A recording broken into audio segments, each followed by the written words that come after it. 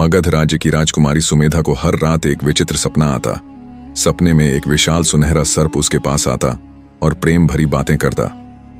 उसकी आंखों में अजीब सी चमक थी, जैसे कोई गहरा रहस्य छिपा हो। राजकुमारी डरने की बजाय आकर्षित होने लगी। एक रात सुमेधा महल के बगीचे में टहल रही थी, तभी झाड़ियों के पीछे से वही सुनहरा सर्प प्रकट हुआ।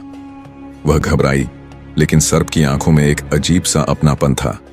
सर्प ने कहा, डरो मत, मैं तुम्हें कोई हानि नहीं पहुंचाऊंगा।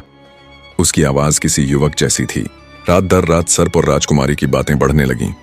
वह उसे राजकुमारों जैसी कविताएं सुनाता, कहानियां सुनाता।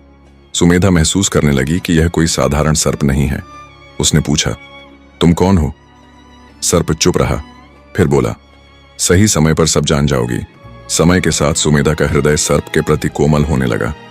एक रात उसने सर्प से कहा, मैं तुमसे प्रेम करने लगी हूं।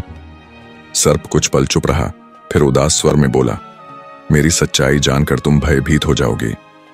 राजकुमारी चौंक गई। आखिर सर्प का रहस्य क्या था? राजकुमारी का व्यवहार बदल रहा था।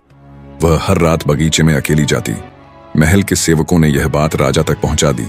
राजा ने सैनिकों को आदेश दिया, राजकुमारी जिस सर्प से मिलती है उसे मार दिया जाए। सुमेधा को यह सुनकर गहरा आघात पहुंचा। सुमेधा भागकर बगीचे में पहुंची और रोते हुए सर्प से सब बताया। सर्प ने गंभीर स्वर में कहा, अब समय आ गया है सच्चाई बताने का।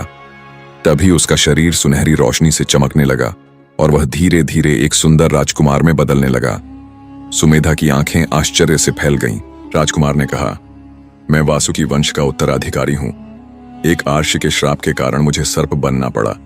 यह श्राप तभी टूट सकता था जब कोई राजकुमारी मुझसे सच्चा प्रेम करे। तुम्हारे प्रेम ने मुझे मेरा असली रूप वापस दिलाया है। लेकिन तभी वहां महल के सैनिक आ पहुंचे। सैनिकों ने तलवारें निकाल लीं, लेकिन सुमेधा उनके सामने खड़ी हो गई। कोई इन्हें नुकसान नहीं पहुंचाएगा। तभी राजा भी वहां आ पहुंचे। उन्होंने गुस्से से पूछा, ये कौन है? राजकुमारी ने सच बताने की कोशिश की, लेकिन राजा की आंखों में संदेह था। तभी अचानक, आगे की कहानी देखने के लिए बने रहे।